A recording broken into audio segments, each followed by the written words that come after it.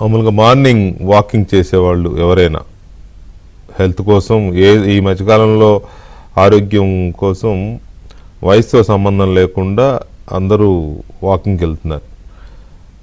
వాళ్ళ ఫ్లెక్సిబిలిటీని బట్టి, అంటే కొంతమంది ఉదయం వెళ్తారు సమయాన్ని బట్టి, లేదు సమయం మార్నింగ్ కుదరకపోతే సాయంత్రం వెళ్తారు. చిన్నపిల్లలు మినహాయిస్తే యూత్ నుంచి ఓల్డ్ ఏజ్ పీపుల్ వరకు వెళ్తున్నారు. ఓల్డ్ ఏజ్ వాళ్ళు తప్పనిసరిగా వెళ్తున్నారు, ఎందుకంటే నీ పెయిన్స్ కానీ లేకపోతే కొంచెం మొబిలిటీ ఉండాలని డాక్టర్లు చెప్పడం, కొంచెం హార్ట్ ఇష్యూస్ రావడం, వీటి వల్ల నడవమని చెప్తున్నారు. వాళ్ళు ఏంటంటే అడుగు వేసుకుంటూ నడుస్తారు. యూత్ కొంచెం బ్రిస్క్ వాకింగ్ చేస్తారు లేదా జాగింగ్ చేస్తారు. మిడిల్ ఏజ్ వాళ్ళు కొంచెం స్పీడ్గా వాక్ చేస్తారు. మనకున్న ఒక ప్రాక్టీస్ ఏంటంటే ట్రెడ్మిల్ కానీ లేదా బ్రిస్క్ వాక్ కొంచెం మోస్తరుగా నడిస్తే గంటకి 4 కిలోమీటర్లు నడవచ్చు, 4 నుంచి 5. కొంతమంది గంటకి 6 కిలోమీటర్లు ట్రెడ్మిల్లో ఈజీగా చేసేస్తారు. సో యావరేజ్న వాకింగ్ తీసుకున్నప్పుడు 5 కిలోమీటర్లు వేసుకుందాం, ఎందుకంటే ఒక పని మీద వెళ్ళేవాడు స్లోగా ఆడుతూ పాడుతూ పెళ్లి నడకలు నడవడు కదా. అతను తొందరగా గమ్యం రీచ్ అవ్వడం కోసం వీలైన తొందరగా నడవడానికే ట్రై చేస్తాడు. మేమైతే చిన్నప్పుడు పక్క ఊళ్ళో ఉండేది సినిమా హాల్, రన్నింగ్ చేసేవాళ్ళం. తొందరగా వెళ్ళడానికి, సినిమా అయిపోయినాక తొందరగా ఇంటికి వెళ్ళడానికి రన్నింగ్ చేసేవాళ్ళం, తక్కువ టైంలో వెళ్ళడానికి. 3 కిలోమీటర్లు మ్యాక్సిమం 20 మినిట్స్లో అయిపోయేది. అంటే ఇది ఎందుకు చెప్తున్నానంటే 35 కిలోమీటర్ల దూరాన్ని జగన్మోహన్ రెడ్డి గారు 6 గంటలు అధిగమించారు. 6 గంటల్లో 35 కిలోమీటర్ల దూరాన్ని వెళ్ళారన్నమాట. అంటే ఎంత అన్నమాట, గంటకి 6 కిలోమీటర్లు అన్నమాట. గంటకు 6 కిలోమీటర్లు అత్యంత వేగంగా వారు వెళ్ళారు. అంటే బాగా నడిచారని కాదు, ఆయన కారు అంత వేగంగా వెళ్ళింది. గంటకు 6 కిలోమీటర్ల వేగంతో జగన్మోహన్ రెడ్డి గారు వెళ్ళారు ఇవాళ. అది కూడా దేనికోసం, సరదాగా లాంగ్ డ్రైవో లేకపోతే ఇంకోటో కాదు, పరామర్శ కోసం. నేను ఇలా మాట్లాడుతున్నానని ఆయన అభిమానులకి లేకపోతే ఎవరికన్నా బాధ కలగవచ్చు, కోపం రావచ్చు, నన్ను తిట్టాలన్నంత ఆవేశము రావచ్చు. కానీ ఆలోచించండి, ఒకరికి బాధ కలిగిందంటే ఎవరికైనా, మన వాళ్ళ పరాయి వాళ్ళ మన మిత్రుల ఇంకొకరు ఎవరన్నా కానీ, ఒకరికి బాధ కలిగినా వాళ్ళ ఇంట్లో ఏదన్నా విషాదం జరిగినా ఏదన్నా కావచ్చు, మనం వీలైనంత తొందరగా వాళ్ళని పరామర్శిస్తాం. వీలైనంత తొందరగా. అమర్ రాంబాబు గారి ఇంటి పైన ఆ రోజు సాయంత్రం దాడి జరిగి 4 రోజులైంది. బెంగళూరు నుంచి రావడానికి జగన్మోహన్ రెడ్డి గారికి 4 రోజులు పట్టింది. ఓకే, బెంగళూరులో చాలా బిజీగా ఉన్నారు, ఫైనాన్షియల్ లెక్కలు లేకపోతే కేసుల మతలబులు చాలా ఉన్నాయి కాబట్టి పోనీ లేటుగా వచ్చారు అనుకుందాం. ఎందుకు వచ్చారు? అమ్మటి రాంబాబు గారి కుటుంబ సభ్యులని పరామర్శించడానికి. ఎందుకు అని అంటే ఆయన ఇంటి మీద తెలుగుదేశం పార్టీ కార్యకర్తలు, జనసేన, తెలుగుదేశం, బీజేపీ వాళ్ళందరూ కలిసి దాడి చేశారు. ఆ రోజు నైటు ఆయన కార్యాలయం తగలబెట్టారు, ఇంటి మీద దాడి చేశారు. జరిగింది, నో డౌట్. ఇంట్లో వాళ్ళ కుటుంబ సభ్యులు కొంత భయపడ్డారు, నో డౌట్. ఆడపిల్లలు కాబట్టి భయపడ్డారు. కాబట్టి వాళ్ళని పరామర్శించాలి, వాళ్ళకి ధైర్యం చెప్పాలి. జగన్మోహన్ రెడ్డి గారి ఇంటెన్షన్ని తప్పుపట్టట్ల, వాళ్ళని పరామర్శించి ధైర్యం చెప్పాలనే ఇంటెన్షన్లో తప్పులేదు. పార్టీ అధ్యక్షుడిగా పరామర్శకి వెళ్ళేవాడు, నేను పలానా రోజు మీ ఇంటికి వస్తున్నానమ్మా పరామర్శించడానికి అని ఎవరితోనో కబురు చేపిస్తారు. వాళ్ళు చెప్తారు ఇట్లా జగన్ అన్న వస్తున్నారు, మనకి 4వ తారీఖు వస్తారు పరామర్శకి అంటే, వాళ్ళు పొద్దు నుంచి అన్నం తినకుండా కూర్చుని ఉంటారు. నా అనుమానం అమ్మటి రాంబాబు గారు కూతుళ్ళు వీళ్ళు, ఇగొత్తాడు అని టిఫిన్ కూడా చేశారో లేదో పాపం. పరామర్శకి వెళ్ళేవాడు వీలైనంత తొందరగా వెళ్ళి అవసరమైతే ఎక్కువ టైం వాళ్ళతో గడిపి వాళ్ళకి ధైర్యం చెప్పి బయటకు వచ్చి కార్యకర్తలతో మాట్లాడి వాళ్లకు ధైర్యం, కార్యకర్తలకు కూడా ధైర్యం చెప్పొచ్చు. ఎందుకంటే రాష్ట్రం అంతా కొంత డిస్టర్బ్డ్గా ఉంది కాబట్టి ఓకే, కార్యకర్తలకు కూడా ధైర్యం చెప్పి, పెద్ద నాయకుడు కాబట్టి, పార్టీ అధ్యక్షుడు కాబట్టి, మాజీ ముఖ్యమంత్రి కాబట్టి మీడియాతో కూడా మాట్లాడాలి. మాట్లాడద్దు నేను ఎందుకంటాను, మాట్లాడాలి. కాకపోతే 6 గంటలు ఎందుకు తాడేపల్లి నుంచి అంబటి రాంబాబు గారింటికి ఎందుకు అనేది ఎవరికి అంతు చెక్కదు. ఆయన పరామర్శకు వచ్చాడా లేకపోతే గంటల తరబడి యాత్ర చేయడానికి వచ్చాడా? అదేమి షోకు, అదేమి ఆనందమో అర్థం కాదు. వాళ్ళేమో అక్కడ పడిగాపులు కాస్తున్నారు, ఇకొత్తాడు ఈయన కానీ తిండి తిప్పలు లేకుండా. నువ్వు మంచిగా బ్రంచ్ చేసి పొద్దున్నే 10:40కి బయలుదేరాడిన. కారులో పెట్టే ఉంటారు, కారులో ఉంటాయిగా. దీన్ని ఏ రకమైన పరామర్శ అనాలి? అయితే శవాలు లేగాలి, లేకపోతే ఇలాంటి ఘటనలు జరగాలి ఈయన గారు బయటికి వెళ్ళాలంటే, లేకపోతే బయటికి వెళ్ళరు. ఆ వెళ్ళేది కూడా ఇట్లా వెళ్తారు. ఆయన ఎలా వెళ్తే మీకెందుకు పోయి అని ఎవరన్నా అనొచ్చు. ఏంది మీకెందుకు పోయి? అన్ని గంటల పాటు ఎంత ట్రాఫిక్ జామ్ అయింది? ఏ నాయకుడినన్నా చూసారా మీరు ఇలా వెళ్ళడం? పరామర్శలకి, పదయాత్రలు, ర్యాలీలు అంటే ఓకే, అది చేసేదే దానికోసం కాబట్టి. పరామర్శల కోసం ఇలా వెళ్తారు ఎవడన్నా? వెళ్ళారు, వెళ్ళి ఇక అక్కడ మామూలే పరామర్శించారు. ఆడపిల్లల్ని, వాళ్ళకి ధైర్యం చెప్పారు, బయటకు వచ్చారు. చంద్రబాబు నాయుడు తిట్టారు, ఓకే. పవన్ కళ్యాణ్ తిట్టారు, ఓకే. బీజేపీ అనే 3 అక్షరాలు మాత్రం నోట్లోంచి రాల, దడ, ఎందుకో తెలియదు. కాకపోతే ఈయన అక్కడ చాలా గట్టిగా మాట్లాడేది ఏంటంటే, మాకు సిబిఐ క్లీన్ చిట్ ఇచ్చింది. సిబిఐ క్లీన్ చిట్ ఇచ్చినా కూడా చంద్రబాబు నాయుడు దాన్ని తప్పుదో పట్టించే విధంగా, జనాన్ని తప్పుదో పట్టించే విధంగా ఈ హంగామా అంతా చేస్తున్నాడు. ఇవిడే చెప్పింది సిబిఐ క్లీన్ చిట్ ఇచ్చిందని. మరో అడుగు ముందుకేసి ఇంకో మాట కూడా అన్నాడు. నేను వింటే ఆశ్చర్యపోయాను నేను. సిబిఐతో పాటు ఎన్డీడీబీ కూడా క్లీన్ చిట్ ఇచ్చిందంట ఆయనకి.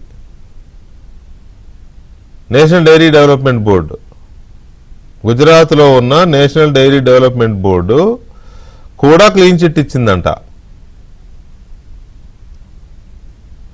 ఇదంతా మేనేజ్ అయింది, సిబిఐ ఆధ్వర్యంలో ఉన్న సిట్ మేనేజ్ అయింది, ఎవరో దీన్ని ఇన్ఫ్లుయెన్స్ చేశారని లోకమంతా కోడే కూస్తా ఉంది. అయినా సరే వాళ్ళ రిపోర్ట్లో ఇది కల్తీ అయింది, ఇందులో అసలు నెయ్యే లేదని వాళ్ళు రిపోర్ట్ ఇస్తే మా క్లీన్ చిట్ ఇచ్చిందని ఆయన అంటాడు. పైగా సిబిఐ ఛార్జ్ షీట్లో కరుణాకర్ రెడ్డి పేరు, కరుణాకర్ రెడ్డి అన్న పేరు, సుబ్బారెడ్డి అన్న పేరు, ఇంకొక ఆయన పేరు ఏదో చెప్పాడు. వీళ్ళ పేర్లు ఏమీ లేవు అంటే వాళ్ళకు సంబంధం లేదని సిబిఐ తేల్చింది అంటాడు ఆయన. దీనికి మాత్రం సిట్టే సమాధానం చెప్పాలి. దీనికి సిట్ సమాధానం చెప్పాలి. అత్యంత కీలకమైన నిర్ణయాలు తీసుకునే విధాన నిర్ణాయక మండలానాలే దాని బోర్డుని, తిరుమల తిరుపతి దేవస్థానం బోర్డు చైర్మన్కి కానీ, లేకపోతే ఈ ప్రొక్యూర్మెంట్ కమిటీకి ఉన్న కమిటీ చైర్మన్ కరుణాకర్ రెడ్డికి కానీ, ఇంకొకరికి కానీ వాళ్ళ పేర్లు ఎందుకు లేవు దాంట్లో? వాళ్ళ పేర్లు లేవు కాబట్టి వాళ్ళకు సంబంధం లేదని జగన్మోహన్ రెడ్డి గారు చెప్తున్నారు. దీనికి సిట్ సమాధానం చెప్పాలి. దర్యాప్తు చేసిన అధికారులు సమాధానం చెప్పాలి, ఖచ్చితంగా చెప్పాల్సిందే. సో ఓవరాల్గా జగన్మోహన్ రెడ్డి టూర్ ఇవాళ జరిగిన తీరు మీద, ఆయన మాట్లాడిన మాటల మీద మనం జగన్మోహన్ రెడ్డి గారి గుంటూరు జిల్లా, గుంటూరు పర్యటన, అంబటి రాంబాబు గారి కుటుంబానికి పరామర్శ, ఆ సందర్భంగా ఆ ప్రహసనం, ఆ హడావుడి, ఆ ఆర్భాటం, వీటి మీద మనం చర్చను చూస్తున్నాం. చర్చలో మనతో తెలుగుదేశం పార్టీ సీనియర్ నాయకులు బుద్దా వెంకన్న గారు, అలాగే జనసేన నాయకులు గాదె వెంకటేశ్వరరావు గారు, సామాజిక సంక్షేమ మండలి చైర్మన్ బాలకోటయ్య గారు మనతో చర్చలో పాల్గొంటున్నారు. ముందుగా వెంకన్న గారితో మాట్లాడదాం. వెంకన్న గారు నమస్తే. నమస్తే వెంకటకృష్ణ గారు. నమస్తే సార్. నమస్తే. ఎంతసేపు అయింది ఇంటికి వెళ్ళి? మీరు మీరు పొద్దున్నుంచి జనాల అభిప్రాయం అడిగినట్టుకున్నారు. జన అభిప్రాయం మీరు కరెక్ట్గా చెప్పారండి మీ విశ్లేషణలో. అదే మీరు ఇంటికి వెళ్ళి ఎంతసేపు అయింది? నేను ఇప్పుడేనండి, నేను ఫోన్లో మాట్లాడే ప్రతి వాళ్ళు మీరు మాట్లాడారు నాతోని. అది ఓకే. నేను అనేది మీరు హైదరాబాద్ నుంచి వెళ్ళారు కదా విజయవాడ, ఎంతసేపు అయింది వెళ్ళి అంటున్నా? 4 గంటలు. 4 గంటల్లో వెళ్ళారు. ఎవరు ఫోన్ చేసి నాకు 300, ఎందుకంటే అవుటర్ రింగ్ రోడ్ నుంచి కదా వస్తాం మేము. అంటే అవుటర్ రింగ్ రోడ్ అంటే 350 కిలోమీటర్లు 4 గంటల్లో వెళ్ళారు. 350. ఎందుకండి రేపు సాయంత్రానికి వెళ్ళొచ్చుగా, మెల్లిగా ప్రశాంతంగా స్లోగా. అంటే మేము కూడా జగన్మోహన్ రెడ్డి లాగా ప్లాన్ చేసుకొని డబ్బులు ఖర్చు పెట్టుకొని నా వెహికల్ ఎదురుగా ఆ జనమే కదలకుండా అటు ఇటు నడవకుండా ఉంటే రేపు సాయంత్రం ఎల్లుండి వచ్చేవాడిని. మనకు ఆ స్తోమత లేదు, ఆయనంత ఐడియాలజీ లేదు. అసలు ఎందుకంటే జగన్మోహన్ రెడ్డి గారికి అంత టైం ఎందుకు పట్టుద్ది? 36 కిలోమీటర్లు 6 గంటలు పట్టింది. మీకు వెంకటకృష్ణ గారు మీరు అంతా విశ్లేషణ చాలా చక్కగా చెప్పారు. జనం ఏమనుకుంటున్నారు అదంతా చెప్పారు, కానీ ఒక్క పాయింట్ మిస్ అయ్యారు. చెప్పండి. ఏంటంటే జనం ఆ జనమే, కొత్తగా యాడ్ అయిన జనం ఏం కాదు. ఆ జనం నడవట్లా. ఆ జనం నడవకుండా మీరు ఇలా చెప్పారు, ఏది గంటకి ఇన్ని కిలోమీటర్లు నడవచ్చు అన్నారు చూసారా? అసలు మీరు అక్కడ అడుగులు పడకుండా ఆ వ్యాన్ ఎదురుగా మాట్లాడుతుంటే ఈయన ఏదో దండం పెట్టుకుంటూ, నిజంగా పరామర్శకు వెళ్ళడం అంటే ఎలా ఉండాలండి? పరామర్శ చేయడం అంటే నిజంగానే బెంగళూరులో ఉన్నాడు ఆయన, అంబటి రాంబాబు ఇంటి మీద దాడి జరిగింది. నిజంగా అయ్యో పాపం అనుకునేవాడు. ఇమ్మీడియట్లీగా ఆయన సపరేట్ ఫ్లైట్ వేసుకొని ఎక్కడికన్నా వెళ్తాడు. ఫ్లైట్ వేసుకొని నిజంగా అంబటి రాంబాబు మీద అభిమానం ఉంటే ఎయిర్పోర్ట్లో దిగి ఎయిర్పోర్ట్ నుంచి డైరెక్ట్గా వాళ్ళ ఇంటికి వెళ్ళి ఏంటి జరిగింది అని మాట్లాడచ్చు. నిజంగా మా తప్పేదని ఉంటే అక్కడ ప్రెస్ మీట్ పెట్టచ్చు. 4 రోజులు ప్లాన్ చేసుకొని 4 మొత్తం జిల్లా పక్క జిల్లాలంతా ఫోన్లు చేసుకొని ఎలాగెళ్ళాలా ఏంటి అని మాట్లాడుకొని ఇదంతా ఇంత హంగామప్పుడు ఈయన కాంగ్రెస్ పార్టీలోంచి బయటికి రావడానికి కూడా సేమ్ ఇదే కారణం. ఆ రోజు ఓదార్పు యాత్ర, రాజశేఖర రెడ్డి గారు చనిపోయాడు. మరి మామూలుగా చనిపోయిన వాళ్ళన్నా ఏదో ఎలా చనిపోయినా సరే రాజశేఖర రెడ్డి గారి గురించి చనిపోయారు అన్నారు. మరి ఏమి ఇచ్చారో ఏంటో ఓదార్పు యాత్ర. ఇలాగే ఓదార్పు యాత్ర ఈ టైప్లో చేస్తేనే వాళ్ళు బాబు ఈ పార్టీలో నువ్వు అక్కర్లేదన్నారు, బయటికి పంపించారు. సేమ్ అదే పద్ధతి. ఇప్పుడు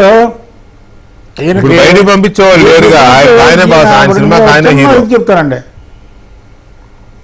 బాగా చెప్పారు. మోసగాళ్ళకు మోసగాడని కృష్ణ గారి సినిమా ఒకటి ఉంది. అందులో ఒక క్లబ్లోకి బెజవాడ పాపన్న క్లబ్ వానరు, వాడు తల్లిదండ్రులు చంపిన వ్యక్తుల్లో ఒకడు.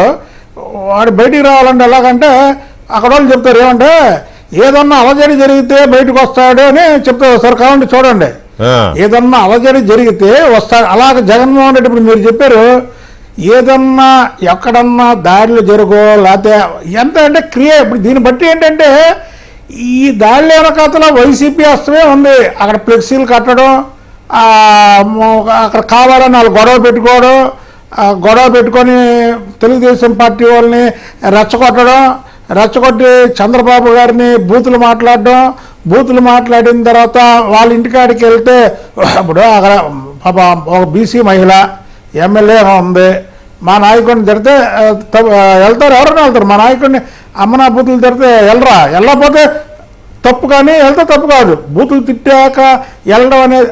కానీ అందరూ కూడా వైసీపీ వాళ్ళని చేర్చి ఈ దాడులు ఇవన్నీ చేపించుకునేంత కెపాసిటీ ఉంది. ఎలా ఉందంటే మనం చూసాం, కోడికత్తి, గులకరాయి, గొడ్డలి ఇవన్నీ కూడా క్రియేషన్ చేసుకొని వాళ్ళు చేసి మా మీద నెట్టే ప్రయత్నంలో భాగంగా జగన్మోహన్ రెడ్డికి ఇదంతా కూడా ఒక సినీ ప్రక్రియ టైప్లో చేస్తున్నటువంటి వ్యక్తి. అంటే మీరు చెప్తుంటే నాకు అనిపిస్తుంది, ఎవరో 2-3 చెప్తున్నది ఏంటంటే తర్వాత జోగి రమేష్ గారి ఇంటి మీద జరిగిన దాడి జరిగిన మాట నిజమే. తెలుగుదేశం జనసేన కార్యకర్తలు వెళ్ళి అక్కడ దాడి చేసిన మాట నిజమే, కానీ ఆ పెట్రోల్ సీసా విసిరింది మాత్రం ఎవరో ఒక గుర్తు తెలియని వ్యక్తి విసిరాడు అనేది ఒకటి చెప్తా ఉన్నారు. అది ప్లాంటెడ్ అని అంటున్నారు. అది మీ పక్కనే కదా, మీకేమన్నా సమాచారం ఉందా దాని మీద? 100% జగన్మోహన్ రెడ్డి ఏం చేసినా సరే ఒక ప్లాన్ ప్రకారం జరుగుతుంది. మీకు చెప్పాక ఉదాహరణకి గులకరాయి, కోడికత్తి, అసలు గొడ్డలతో నరికి చంపి హార్ట్ అటాక్ అని చెప్పడం అంటే అసలు దానికంటే దారుణం ఏమైనా ఉందా? మీరు ఏదైనా చెప్పగలరు, ఏ బాంబులన్నా వేయగలరు, పెట్రోల్ బాంబులు వేయగలరు, కడప నుంచి తీసుకొచ్చి బాంబులు మామూలు బాంబులు వేయగలరు, వేసి ఇక అవసరమైతే పక్కన ఉన్నాం కదా మేము వేయించామని కూడా చెప్పగలరు. అంటే అంత సమర్థులు వాళ్ళు, అంత సమర్థులు. దాని వరకు మాత్రం జగన్మోహన్ రెడ్డిని మెచ్చుకోవాలి. మా బాసు మా చంద్రబాబు నాయుడు గారు కానీ లోకేష్ బాబు గారు కానీ ఇలాంటి ట్రిక్లు వాళ్ళకి తెలియదండి. నిజంగా చెప్తున్నాను, ఇలాంటి ట్రిక్లు అసలుకి వాళ్ళకి తెలియదు. మనం చూసాము. ఏమో కానీ మీకు కూడా బీపీలు వస్తాయని ప్రూవ్ చేసుకున్నారండి. ఏమో బీపీలు వచ్చినా చంద్రబాబు గారు ముందు కేసులు మా మీదే కట్టారు, మా కార్యకర్తల మీదే కట్టారు. మీరు వైసీపీ అయ్యాంలో ఎక్కడన్నా ఆ వైసీపీ కార్యకర్తల మీద కేసులు కట్టినటువంటి దాఖలాలు ఎక్కడన్నా ఉన్నాయా చెప్పండి. అయితే ఒకటి, చంద్రబాబు నాయుడు గారు ప్రజల పక్షపాతి, ప్రజల వైపు ఉంటాడు కాబట్టి ఎవరు చేసినా తప్పే అనేది ఆయన మైండ్లో పెట్టుకుంటాడు. కాబట్టి పడి లేచిన కెరటంలాగా ఓడిపోయినా సరే మళ్ళీ గెలుస్తూ వచ్చినటువంటి ముఖ్యమంత్రి ఈ భారతదేశంలోనే చంద్రబాబు నాయుడు గారికే అది దక్కిద్ది. అయితే ఆయన యాంగిల్లో ఆయనది కరెక్టే, కానీ కార్యకర్తలు ఎంత సఫర్ అయ్యారు. మా మీద మాచర్లలో దాడి చేశారు, ఒక్కడి మీద జగన్మోహన్ రెడ్డి కేసు పెట్టారని ముందుకు రమ్మనండి. ఇగో వీళ్ళ మీద నేను కేసు పెట్టాను ఆ రోజు అని రమ్మనండి. పెడతారు. చైర్మన్ ఇచ్చారు, మీ మీద దాడి చేసిన చంద్రబాబు నాయుడు గారి ఇంటి మీద దాడి చేసిన అతనికి మంత్రి పదవి ఇచ్చాడు, ఎవరు తిడితే వాడికి పోస్టులు ఇచ్చారు. కేసులా పోడా? అది బాగా చెప్పారు మీరు. ఇప్పుడు ఇంకోటి ఏంటంటే ఆయన ఏంటి వడ్డీతో సహా చెల్లిస్తారంటున్నాడు. మా పార్టీ మీద చంద్రబాబు గారి మీద అసలుకి ఇవన్నీ చేసిన వ్యక్తి మీద మీ వడ్డీ అక్కర్లా. అసలే కానీ తీరిస్తే అసలు జగన్మోహన్ రెడ్డి అనే వ్యక్తి ఉంటాడా? ఒక మాట చెప్పండి. మీ అది చాలా ఇంపార్టెంట్. అది యాక్చువల్ గా అది దాని గురించి మనం మాట్లాడే ముందు గుంటూరు టూర్ ఎలా జరిగిందో ఇవాళ అక్కడ టీడీపీ జనసేన ఏమనుకుంటున్నాయో ఒకసారి మనం జనసేన అధ్యక్షులు వెంకటేశ్వర గారితో మాట్లాడదాం. వెంకటేశ్వర గారు నమస్తే. ఎలా సాగిందండి జగన్ గారి పర్యటన? వెంకటకృష్ణ గారు, మీకు వెంకన్న గారికి, బాలకోట గారికి, యువస్ అందరికి కూడా శుభ సాయంత్రం. నమస్కారం. ఆయన టూర్ ఎట్ట జరిగిందో మేమెందుకు పరిశీలిస్తామండి, మాకేం పని. అదేంటండి విపక్ష పార్టీలు ఒక నాయకుడు వచ్చినప్పుడు అది ఎలా సాగుతుందో మీరు రాజకీయ పార్టీలుగా మీరు ఫాలోఅప్ చేయాలి కదా. మేము ప్రభుత్వంలో ఉన్నాం, ప్రభుత్వం ప్రజలకు ఇబ్బంది లేకుండా ఏం చేయాలి చేస్తాం. కానీ ఆయన ఇప్పుడు చెప్పినట్టుగా దేనికోసం వచ్చాడో, ఎందుకోసం వచ్చాడో, ఏం చేయడానికి వచ్చాడు అనేది వాళ్ళకే అర్థం లేనప్పుడు ఇంకా ఆయన గురించి మేము ఆలోచించేటటువంటి టైము, ఆయన గురించి ఆలోచించాల్సిన అగస్యం ఒకటి మాత్రం వాస్తవం చెప్తున్నాను వెంకటకృష్ణ గారు. ఇప్పుడు ఆయన గతంలో ఒక ఛాన్స్ అన్నది అయిపోయింది, చూశారు ప్రజలు. ఏ రకంగా మళ్ళా ఎక్కడ కూర్చోబెట్టారు అక్కడ తీసుకెళ్ళి కూర్చోబెట్టారు. కాకపోతే ఏంటంటే పాపం ఎక్స్ సీఎం కాబట్టి, పార్టీ అధ్యక్షుడు కాబట్టి ఆ పార్టీని ఉంచుకుందాం అనే తపన పడుతున్నాడు. పడమనండి, మేము కాదనం. ఎందుకంటే మా జనరల్గా యాక్చువల్ గా మన ప్రజాస్వామ్యంలో ప్రతిపక్షం ఉండాలని కోరుకుంటాం కదా. ఒరిజినల్ పొలిటీషియన్స్ ఎవరైనా, అది కూడా ఇప్పుడు ఆయన లాంటి కోరుకోరు అనుకోండి, చెప్పాడు కదా ఎవరు ఉండకూడదు నేను కానీ ఒరిజినల్ పొలిటీషియన్ ఎవరైనా ప్రతిపక్షం కోరుకుంటారు. ఒక రాజకీయ పార్టీ, ప్రజల కోసం వచ్చిన రాజకీయ పార్టీ అయితే. కానీ ఆ రాజకీయ పార్టీ కానీ ఆ నాయకులు కానీ ఏంటి అనేది ప్రజలందరూ గమనించారు. వాళ్ళు ఎందుకు తప్పన పడుతున్నారు, ఎందుకోసం వాళ్ళ రాజకీయ నాయకులు అవతారం ఎత్తారు, ఎందుకోసం పార్టీ పెట్టారు అనేది చూసాం గత 5 సంవత్సరాలు. అంతకంటే ముందే చూసాం. వాళ్ళ తండ్రి గారు సీఎం గా ఉన్నప్పుడే ఎట్లా చేయొచ్చాడో చేసి చూపించాడు. పాపం ఆయన నమ్ముకున్న వాళ్ళు కానీ, ఆయనకు సహాయం చేసిన వాళ్ళు కానీ ఎంతమంది జైల్లోకి వెళ్ళారో, ఇంకా తిరుగుతున్నారో చూసాం. ఇవాళ కూడా పాప సింగాల్ గారు ఏ రకంగా మళ్ళా ఆయన లేకపోయినా కానీ ఏ రకంగా ఆయన దెబ్బకి పాపం వెళ్ళిపోయాడో చూసాం. సో నేను చెప్పదలుచుకున్నది ఏంటంటే ఈ రాష్ట్రంలో ప్రజలకు కానీ రాజకీయాలు చేద్దాం అనుకునే వాళ్ళకి కానీ రాజకీయం అంటే ప్రజాసేవ అండి. అదే కదా ఇప్పుడు పొద్దున వెంకన్న గారు చెప్పారు ఎన్నిసార్లు చంద్రబాబు నాయుడు గారు పడిలేసి వచ్చారనేది. సో అది ప్రజాస్వామ్యం. అది ప్రజాస్వామ్యంలో ఒక నాయకుడు లక్షణం. అది ఉండగలగాలి, ఉంటారు కూడా. రాజకీయం కోసమే, ప్రజల కోసము ఒక పార్టీ పెట్టి వచ్చినప్పుడు వాడిపోగా వెళ్ళిపోయేట్టు ప్రతిపక్ష పాత్ర పోషిస్తారు, మళ్ళీ ప్రజల్లోకి వస్తారు. ప్రజల కోసమే వాళ్ళ జీవన విధానం. వెనకటి నుంచి నాయకులు చూసాం.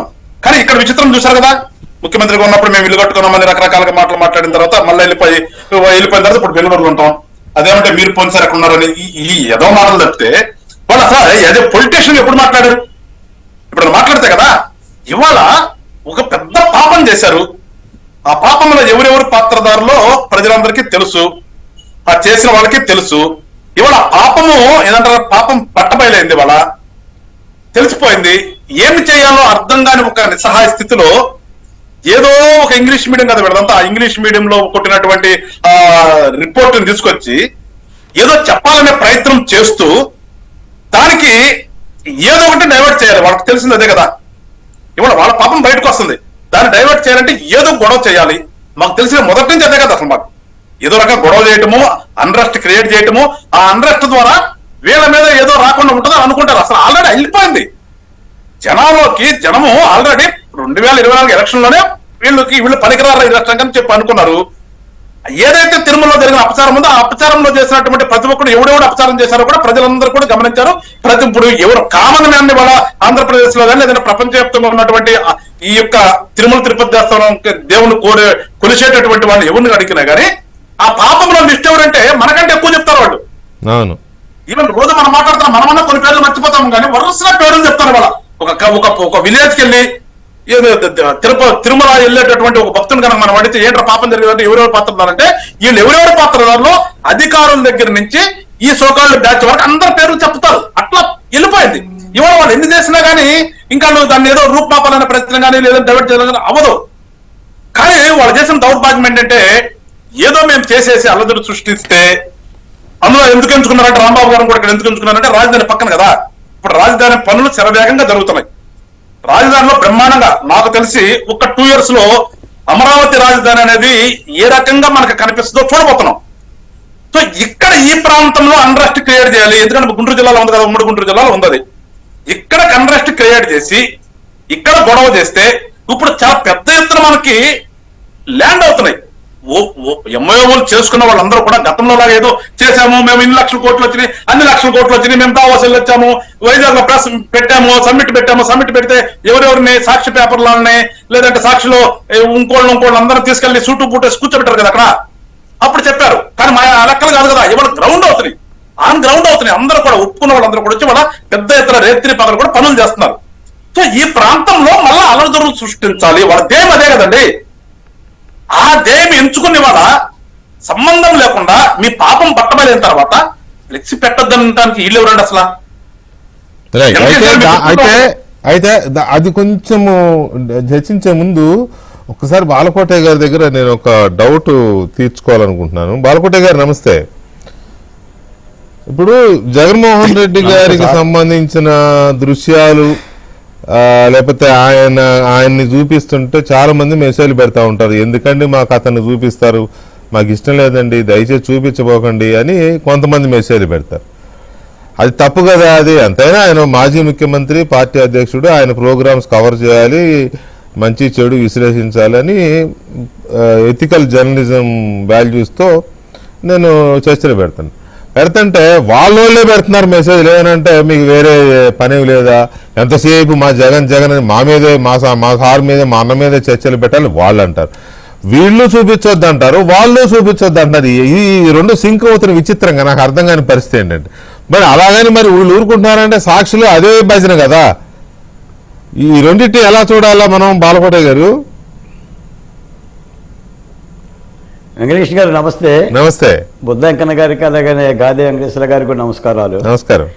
నిజంగానే జగన్మోహన్ రెడ్డి గారి ప్రతి కార్యక్రమాన్ని ఆయన మీడియా కంటే ఏబిఎన్ మీడియానే ఎక్కువగా కూడా ప్రమోట్ చేస్తుంది, చూపిస్తుందండి. ఎందుకంటే ఒక బాధ్యత కలిగిన జర్నలిజంలో భాగంగా ప్రతిపక్ష పార్టీ నేత అయినా ఆరోపణలు చేస్తున్నా, విమర్శలు చేసినా, డిబేట్ చేసినా, ఆయన మమ్మల్ని తిట్టినా, మమ్మల్ని బాయ్కాట్ చేసినా చూడండి చూపిస్తూనే ఉంటాను. చూడండి బారులు తిరిగిన వాహనాలు, ఆ డ్రోన్ కెమెరాలు ఎలా చూపిస్తున్నారు.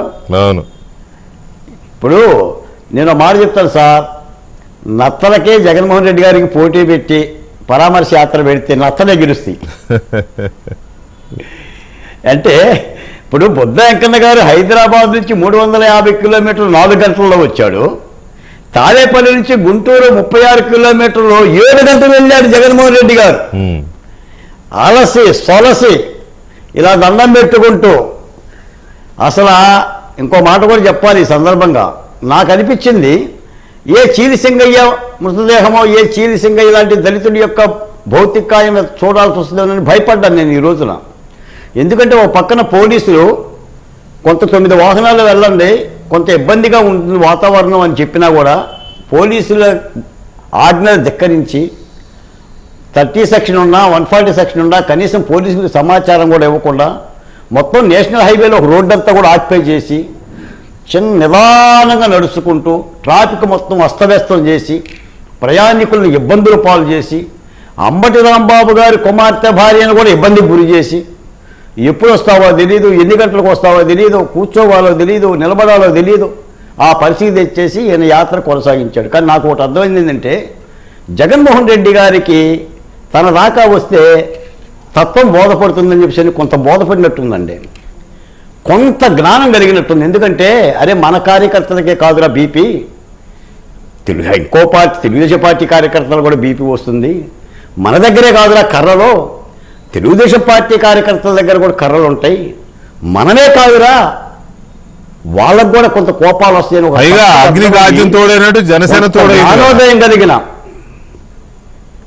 జ్ఞానోదయం కలిగిన మాటలే మాట్లాడారు. జనరల్గా వాళ్ళు ఏమనుకున్నారంటే వెంకటకృష్ణ గారు, ఇక మన గుంటూరు పోతున్నారు జగన్ గారు, ఓ తుఫాను వచ్చేస్తుంది 200 కిలోమీటర్ల వేగంతో, పిడుగులు గురిసిపోతాయి, ఆకాశం బద్దలవుతుంది, జగన్మోహన్ రెడ్డి గారు రెచ్చిపోయి చొక్కా ఇప్పి ఎగిరెగిరి దూకుతాడు ఇక అంబటి గారి ఇంట్లోని అనుకున్నారు. కానీ నాట్యం ఆగిపోయింది.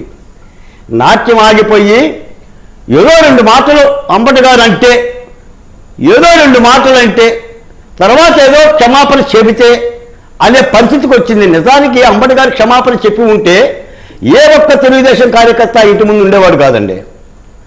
ఆయన గనక నికాసుగా నిజాయితీగా నేను చంద్రబాబు నాయుడు గారిని అన్న పదాలను వెనక్కి తీసుకుంటున్నానని కానీ, క్షమాపణ కోరుతున్నానని కానీ కనుక అని ఉంటే ఒక్క కార్యకర్తకు ఉండేవాడు కాదు. ఆ క్రమశిక్షణ తెలుగుదేశం పార్టీ కార్యకర్తలకు ఉంది. నేను ఈ సందర్భంగా చెప్తున్నాను వెంకటకృష్ణ గారు, 1 కోటి మంది సభ్యులు కలిగిన ఒక తెలుగుదేశం పార్టీ 40 సంవత్సరాలు కాలిమోసిన కార్యకర్త, కర్రల భుజాలు వేసుకొని కాయలు కాసిన కార్యకర్తకి ఆయన నాయకుడిని నువ్వు ఏకవాక్య ప్రయోగం చేస్తే తాతలో అమ్మలో అవ్వలో అంటే కోపం రాదా వెంకటకృష్ణ గారు? డీజీపీ కార్యాలయం పక్కనున్న తెలుగుదేశం పార్టీ కార్యాలయాన్ని కదా నువ్వు బద్దలు కొట్టింది. అంబటి రాంబాబు గారి ఇంటికి ఎంతసేపు ఎస్పీ కార్యాలయం కోతవేటు దూరంలో ఉందని జగన్మోహన్ రెడ్డి గారు చెప్తున్నాడు. పక్కనే కదా డీజీపీ కార్యాలయం పక్కనే కదా, మళ్ళీ జగన్ శతకాలు చెప్తున్నావు. కాబట్టి నాకు తెలిసిన విషయం, ఇక తెలుగుదేశం పార్టీ కార్యకర్త వైసీపీ వాళ్ళు పెట్టిరేగే నాయకుల పట్ల మాత్రం ఉపేక్షించే పరిస్థితి లేదండి. బొగబొగ మండిపోయాను. నేను ఒక మాట కూడా చెప్తా, అసలు 5 ఏళ్ల పరిపాలనా కాలంలో తెలుగుదేశం పార్టీ కార్యకర్తల అసలే చేర్చలా వైసీపీ వాళ్ళు. ఇంకా వడ్డీ సంగతి దేవుడెరుగు, ఇంకా అసలు చెల్లించాలి. 2 సంవత్సరాల కాలం అయిపోయింది.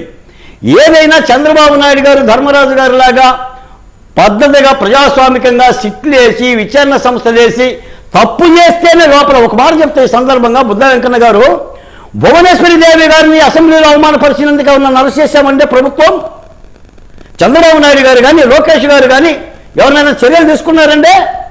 ఆఖరికి వల్లభనేని వంశీని ఒక దళితుడిని కిడ్నాప్ చేసిన కేసులో అరెస్ట్ చేశాం. చంద్రబాబు నాయుడు గారిని ఇంటి మీదకి వెళ్ళినందుకు జోగి రమేష్ గారిని అరెస్ట్ చేశామండి. ఏమైనా చర్యలు తీసుకున్నారంటే? జోగి రమేష్ గారి సహచరుడు, ఆయన శ్రేయోభిలాషి బంధువు ఆ రోజు దాడి చంద్రబాబు నాయుడు గారి ఇంటి మీదకి వెళ్తే బుద్ధ వెంకన్న గారికి దెబ్బలు తగిలినాయి. ఆ రోజు వెంకటకృష్ణ గారు చాలా వాల్యుబుల్ పాయింట్ చెప్పాడండి బాలకోటేశ్వరరావు. వెంకటకృష్ణ గారు చెప్పండి. హలో, చెప్పండి. వాల్యూ గల పాయింట్ చెప్పాడండి బాలకోటేశ్వరరావు. వాల్యుబుల్ పాయింట్ చెప్పాడు ఎవరో మన బాలకోటేశ్వరారు. నిజంగా వల్లభనేని వంశీ అనేవాడు దేవత లాంటి భువనేశ్వరి గారిని అన్న మాటలకి కేసు పెట్టలా. నిజం, ఆయన నెంబర్ 1 మాట. జోగి రమేష్ అనేవాడు ఇంటి మీద దాడి చేసిన దాని మీద కేసు పెట్టలా. చాలా మంచి వాల్యుబుల్ పాయింట్. అంటే అంత క్షమాగుణం ఉన్నటువంటి వ్యక్తి చంద్రబాబు నాయుడు గారు. లేకపోతే నిన్న అనిల్ కుమార్ ఏదో చెప్తున్నాడు, దానికి మేము కట్టుబడి ఉంటాము, జగన్మోహన్ రెడ్డిని చంద్రబాబు గారికి ఛాలెంజ్ చేయమని చెప్పండి.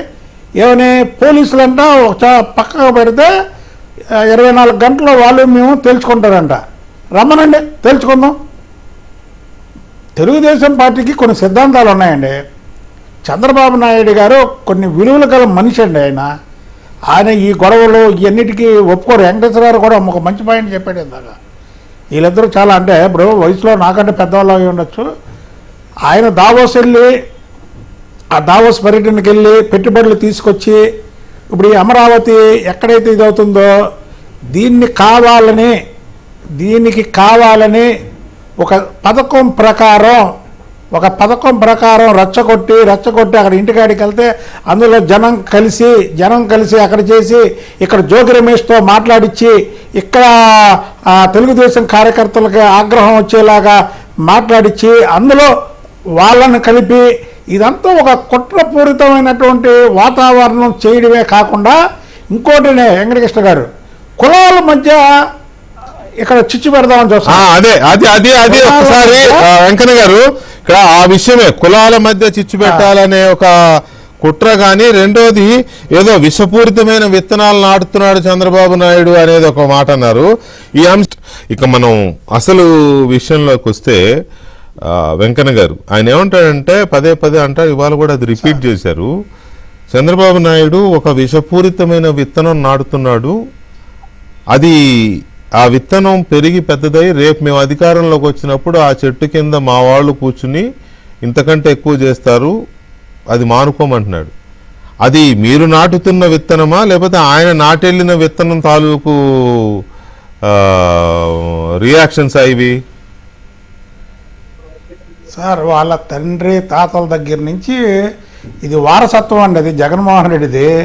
చంద్రబాబు నాయుడు గారికి ఎప్పుడూ లేదు. అది మాకు తెలుసు. మీరు ఒక దగ్గర మీ పాత విజువల్స్ ఉంటాయి. మా మీద దాడి జరిగినప్పుడు మా ఇంట్లో మా ఫ్యామిలీ కంటే చంద్రబాబు నాయుడు గారు ఆ రోజు లోకేష్ బాబు గారు ఆఫీసులో కూర్చొని అసలు కంగారు పడిపోయి భోజనం చేయకుండా మేము వచ్చే వరకు వాళ్ళు ఎలాగున్నారో ఒక్కసారి పాత చూడండి మీరు. అంటే ఒక కార్యకర్తకో ఒక నాయకుడు దాడి జరిగితే అప్పుడు విలవిలలాడిపోయి మీరు ఒక్కసారి అవి చూడండి మీరు ఎలా ఉంటాడో. ఇవాళ జగన్మోహన్ రెడ్డి ఏంటండి ఇది? ఏంటి చెప్పండి. పరామర్శకు వెళ్తే అంబటి రాంబాబు ఇంటికాడ వాళ్ళ జనం ఉండాలి, కార్యకర్తలు ఉండాలి. కార్యకర్తలు ఉండి వెళ్తారో తప్పులేదు, అక్కడ ఎంతమంది ఉన్నా తప్పులేదు, వెళ్ళాలి. ఎల్లుండి మళ్ళీ జోగి రమేష్ పరామర్శ అంట. అంటే అసలు అక్కడికి వెళ్ళి ఇబ్రహీంపట్నం మళ్ళీ 15 కిలోమీటర్లు ఇబ్రహీంపట్నం వెళ్ళిపోవచ్చు. అంటే మళ్ళీ మధ్యలో ఒక రోజు గ్యాప్. అంటే మీరు అక్కడ అర్థం చేసుకోండి, ప్రజలు అర్థం చేసుకోవాలి. ఏబిఎం ద్వారా చెప్తున్నాం. మధ్యలో మళ్ళీ ఒక రోజు గ్యాప్. ఎందుకు ఒక రోజు గ్యాప్? రేపే బ్యాచ్ అందరినీ ఏమన్నా రేపేనా? రేపే. అదే మీకు తెలీదా? మీకు ఇన్విటేషన్ లేదా అన్నారండి?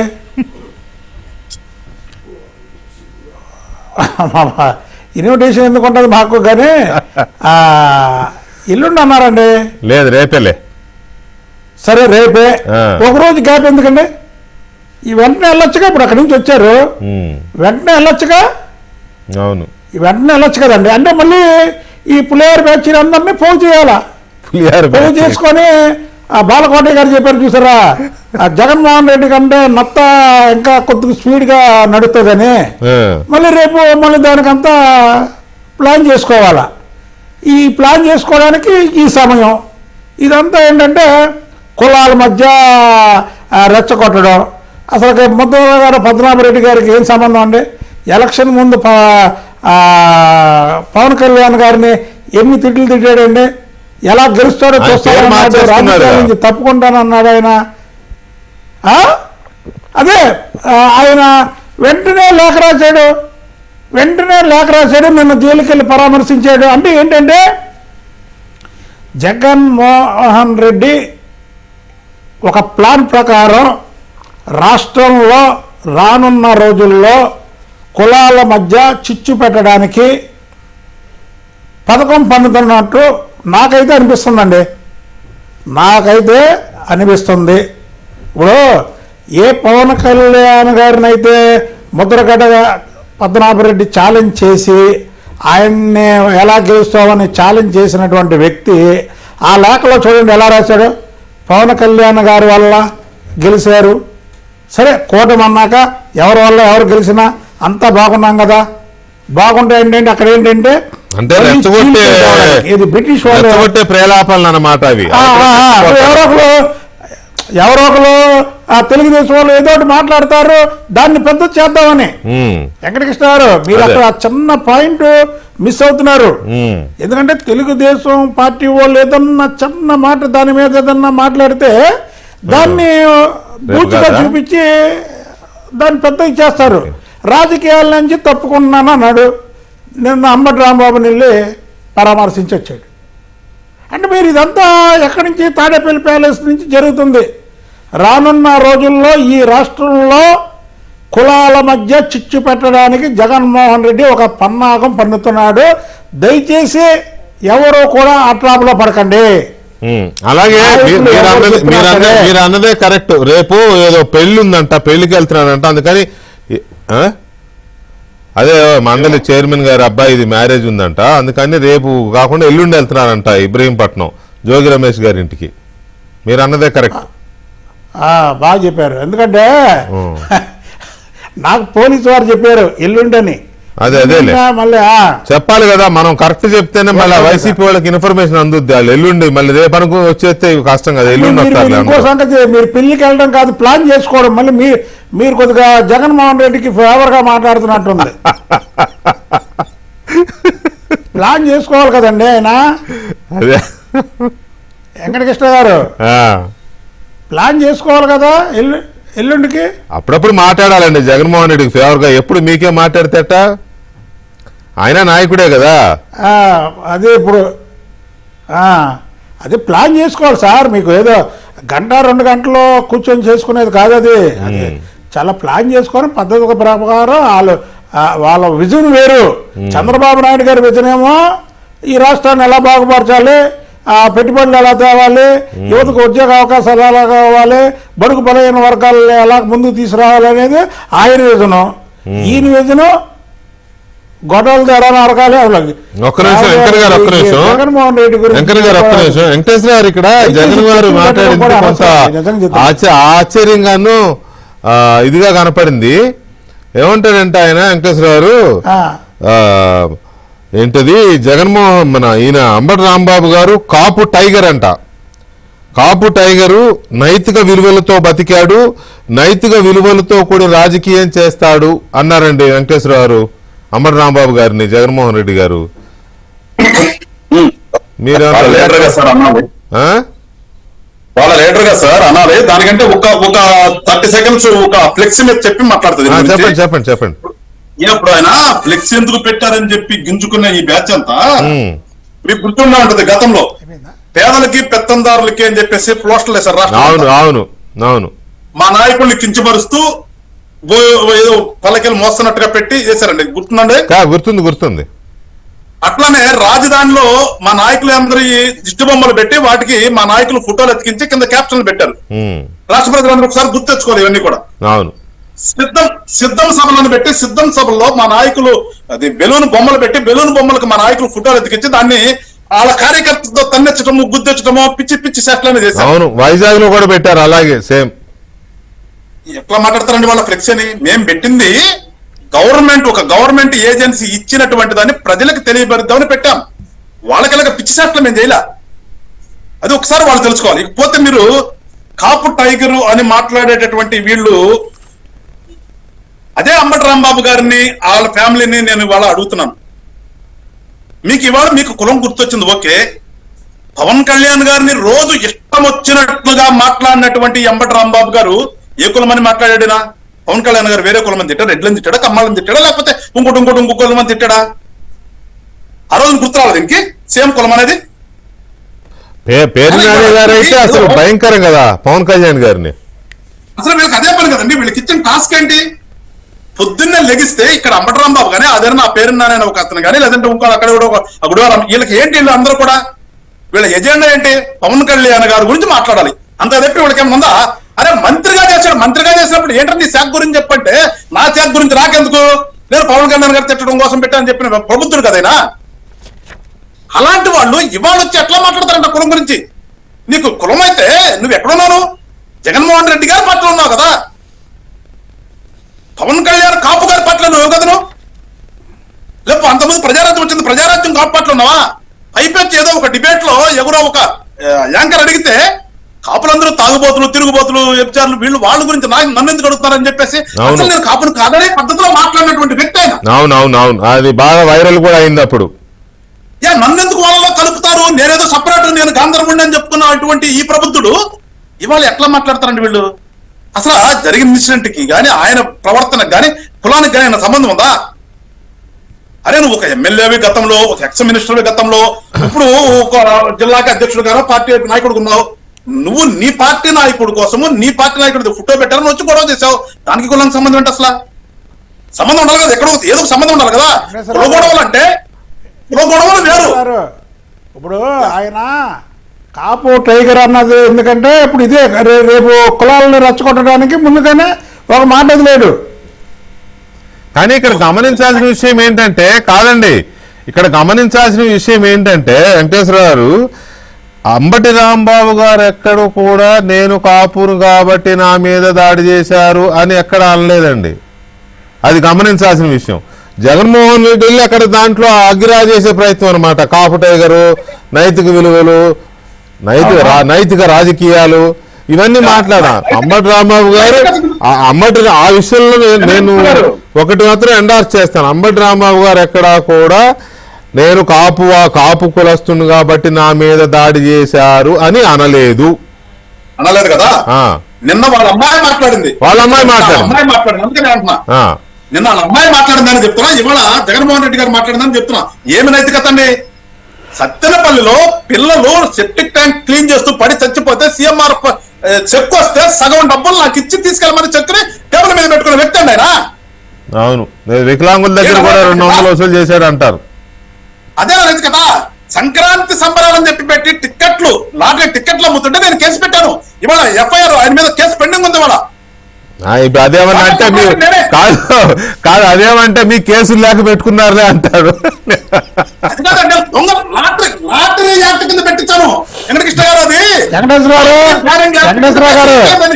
వెంకటేశ్వర గారు మీరు ఎంత అమాయకులండి. ఇప్పుడు అంబటి రాంబాబు గారి నిజాయితీ గురించి ఎవరు మాట్లాడారు? జగన్మోహన్ రెడ్డి మాట్లాడింది. జగన్మోహన్ రెడ్డి గారు మాట్లాడింది. అదే కాదు సార్, ఆయన నిజాయితీ గురించి ఎవరు మాట్లాడారు? లక్షల కోట్లు జైల్లో ఉన్నటువంటి 43,000 కోట్లు ఈడీ జప్తు చేసినటువంటి జగన్మోహన్ రెడ్డి నిజాయితీ గురించి మాట్లాడాడు. దాన్ని అసలు మన పరిగణలో కూడా తీసుకోకూడదు. మేము ఒకటే వెంకటకృష్ణ గారు, ఇవాళ కూటమి తరఫున ఈ రాష్ట్రంలో మేము అభివృద్ధి దిశగా ముందుకెళ్తున్నాం. ప్రజల యొక్క సంక్షేమాన్ని అప్గ్రేడ్ చేసి ముందుకెళ్తున్నాం. చదువుకున్నటువంటి యువకుల యొక్క భవిష్యత్తుని రానున్నటువంటి రోజుల్లో ఇంకొక రాష్ట్రం పోయి ఉద్యోగం చేసుకోకుండా ఇక్కడే ఉద్యోగం చేసుకునే విధానంగా ఏమి చేయాలనే ఆలోచనతో ఆ వసతులు కల్పిస్తూ ముందుకెళ్తున్నాం. ఇవాళ గతంలో నాశనం చేసినటువంటి రోడ్లన్నింటిని వేసాం. అరే అన్ని రకాలుగా వాళ్ళ ఆంధ్ర రాష్ట్రాన్ని సర్వతోముఖ అభివృద్ధి చేసుకుంటూ ముందుకెళ్తుంటే ఏమి చేయాలో పాలుపోక ఏదో ఒకటి చేయాలనే ఒక ఆలోచనతో అన్రెస్ట్ క్రియేట్ చేద్దామనే ఒక ఆలోచనతో వైసీపీ వాళ్ళు ఉన్నారు. ఖచ్చితంగా దాన్ని ఏ రకంగా అనుస్తామో రాష్ట్ర ప్రజలకు మేమిచ్చినటువంటి భరోసా, మేమిచ్చినటువంటి హామీలు అన్ని కూడా తీర్చుకుంటూ మరొకసారి చెప్తున్నాం, భరోసా కూడా ఖచ్చితంగా ఇవాళ వాళ్ళ నుంచి ఎలాంటి హాని రాష్ట్రానికి జరగనివ్వము. అయితే ఇక్కడ ఒక పాయింట్, సరే ఎమర్జెన్సీ టైంలో అంటే నేను నా వయసు ఒక 6-7 ఏళ్ళు ఉంటుందేమో, తర్వాత చదువుకోవడం ఎమర్జెన్సీలో ఎలా ఉండేది, అందరినీ జైల్లో పెట్టి ఇందిరాగాంధీ చేసిన ఆనాటి చీకటి రోజులు ఇవన్నీ చదువుకున్న చరిత్రలో ఇప్పుడు జర్నలిజంలోకి వచ్చాక దాన్ని మొత్తాన్ని కొంచెం స్టడీ చేస్తూ ఉంటాం ఎప్పటికప్పుడు. అయితే ఎమర్జెన్సీ అనేది ఉంటే ఎలా ఉంటుంది, లేదా అరాచకపు ప్రభుత్వాలు పరిపాలనలో ఉంటే ఎలా ఉంటాయి, రాష్ట్రపతి పాలన పెడితే ఎలా ఉంటుంది అనే బాలకోటయ్య గారు, నిజంగానే వీళ్ళు ఆరోపిస్తున్నట్టుగా ఆంధ్రప్రదేశే గనక జంగిల్ రాజ్ అయి ఉంటే, ఏదో జంగిల్ రాజ్ అని అక్కడెక్కడో ఉందని అంటారు కదా, ఆ పదం ఎక్కడో పట్టుకొచ్చారండి. ఆ పదం పట్టుకొచ్చి ఈ మధ్య కొత్తగా వాడుతున్నారు. ఓకే, జంగిల్ రాజ్ అంటే తెలుగులో ఆటవిక రాజ్యం అంతే కదా. నిజంగానే జంగిల్ రాజే గనక ఉంటే ఇవాళ ఈయన గారి 5 నిమిషాలకి 10 కిలోమీటర్ల చొప్పున 36 కిలోమీటర్లు 6 గంటలు అంటే గంటకు 6 కిలోమీటర్ల చొప్పున యాత్ర సాగేదా జంగిల్ రాజ్ ఉంటే ఏపీలో? వెంకటకృష్ణ గారు, జగన్మోహన్ రెడ్డి గారు ఈరోజు ఒక మాట అన్నారండి. అంటే తిరుపతి వెంకన్న పవిత్రత మీద, తిరుపతి వెంకన్న లడ్డు పవిత్రత మీద శ్రీ వెంకటేశ్వర స్వామి అనే మాటలు మాట్లాడారు. ఈరోజు మీకు ఒక ముఖ్యమైన మాట చెప్పాలండి. మేమే పరిశుద్ధాత్మలం అని చెప్పేసి జగన్మోహన్ రెడ్డి గారు లడ్డూలో ఏమీ జరగలేదు అనే మాటని ప్రపంచానికి చెప్పే పని చేస్తున్నారండి. నేను చెప్తున్నాను వెంకటకృష్ణ గారి మీ ద్వారా, జగన్మోహన్ రెడ్డి గారు పిత కుడి చెయ్యి బయటికి తీసుకొని పిత పుత్ర పవిత్రాత్మ నామమున ఆమెనని మీరు నమ్ముకున్న చిత్రపటం దగ్గరికి వెళ్ళండి. సిట్ దర్యాప్తు ఏం చెప్పిందో ఒక్కసారి మీరు ప్రజలకు వినండి. ఈ ఒక్క మాట వినండి వెంకటకృష్ణ గారు. 2019-24 మధ్యకాలంలో కల్తీ నెయ్యి విషయంలో జరిగిన ఘోర తప్పిదాలను, నిబంధనలకు విరుద్ధంగా తీసుకున్న నిర్ణయాలను, ఉద్దేశపూర్వకంగా చేసిన మోసాలను వివరిస్తూ 11 పేజీల సిట్టు రాసింది లేఖ. దర్యాప్తు తేలిన అంశాలు: టీడీటీ పర్చేజ్ కమిటీలో ప్రత్యేక ఆహ్వానితులుగా చెవిరెడ్డి, బోమన పాత్రలను నిర్దిష్టంగా సిట్టు ప్రస్తావించింది. టెండర్ కండిషన్ల మొదలుకొని నెయ్యి సరఫరా వరకు ప్రతి అంశంలో జరిగిన ఉల్లంఘనలను వివరిస్తూ రిపోర్ట్ తయారు చేసింది. 2020లో ఎటువంటి అధ్యయనము, శాస్త్రీయత లేకుండా టెండర్ల కండిషన్ మార్చారు. టెండర్ల కండిషన్స్ రిలాక్స్ చేయడంతో అర్హత లేని కంపెనీలకు టెండర్లో పాల్గొనే అవకాశం ఇచ్చారు. 2020-23 అర్హత లేని కంపెనీలే కల్తీ నెయ్యి సరఫరా చేశాయి. 250 కోట్ల రూపాయల టర్నోవర్ ఉండాలన్న కంపెనీ నిబంధనలను మార్చడం ద్వారా 150 కోట్లకు తగ్గించారు. సరఫరా సంస్థ కనీసం 3 ఏళ్ల డైరీ రంగ అనుభవం ఉండాలన్న నిబంధన ఏడాదికి తగ్గించారు. కనీసం రోజుకు 4 లక్షల లీటర్ల పాలు సేకరించాలన్న దాన్ని పూర్తిగా తొలగించి, అలాగే 12 లక్షల టన్నుల వెన్నను వెలికి తీయాల్సి ఉండగా దాన్ని 8 టన్నులు కుదించారు. అర్హత లేని డైరీలకి నుంచి కల్తీ నెయ్యి సరఫరా కొనుగోలు చేసి భక్తుల మనోభావాలను దెబ్బతీశారు. ఇలా చాలా స్పష్టంగా సిట్టు రిపోర్ట్ ఇస్తే మీరేదో పవిత్రమైన దూతలం మేమే ఇంకోండి మీ పత్రిక పాత్రదారులు సరే, సూత్రధారులు వదలొద్దు. ఈ రోజున వీటికి భక్తులకు సమాధానం చెప్పాల్సిన బాధ్యత ప్రభుత్వం మీద లేదా? వైబీని వదిలేస్తారా?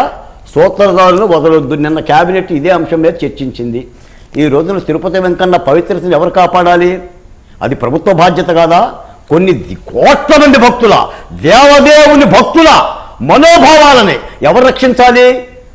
ఈ ప్రభుత్వానికి బాధ్యత లేదా?